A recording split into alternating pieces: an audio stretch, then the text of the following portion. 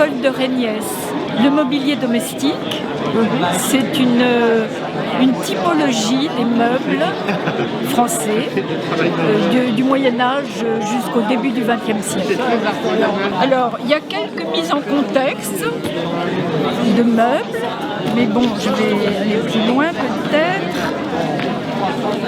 Qu'est-ce que je pourrais... C'est pas facile de... Ce qui serait bien, c'est qu'il y ait une image présentant l'œuvre. Voilà, donc c'est une typologie.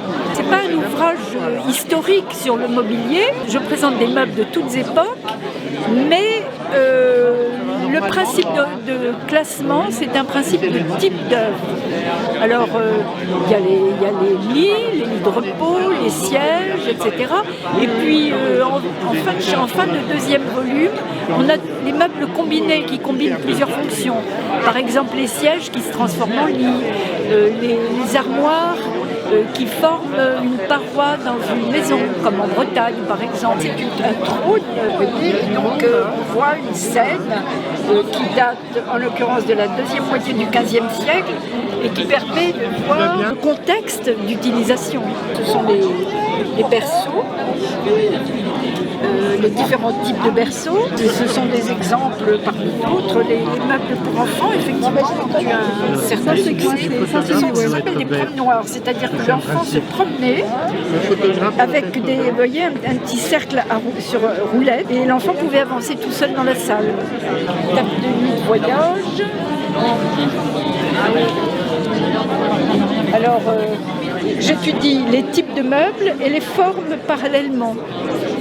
Alors, il y a un énorme index en fin d'ouvrage. Dans la série que vous avez vue les casiers à épices, casiers à bouteilles, armoires à cigares, c'est tous les types un peu particuliers de rangement. Le problème, c'est que je n'ai que le volume 1 et que l'index est dans le volume 2, donc vous ne pouvez pas le voir. Donc cet ouvrage a été réimprimé pour la 3e fois, donc ça a été un certain succès pour les commissaires-priseurs et un certain nombre d'amateurs. Je viens de voir un collègue qui publie sur le mobilier du XVIIe siècle et qui me dit qu'il avait une assistante qui passait son temps à vérifier dans cet ouvrage les appellations données par mon cher collègue. Et c'était destiné aux chercheurs de l'inventaire dans toute la France, l'inventaire étant représenté dans toutes les régions.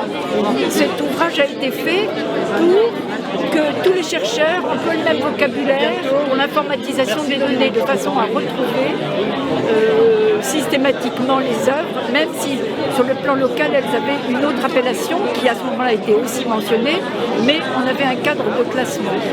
Voilà. Donc c'est pour ça que c'est très particulier par rapport aux ouvrages historiques. C'est un ouvrage qui part des typologies et pas de l'histoire à l'inverse des autres. Voilà. Donc c'est très, très spécial.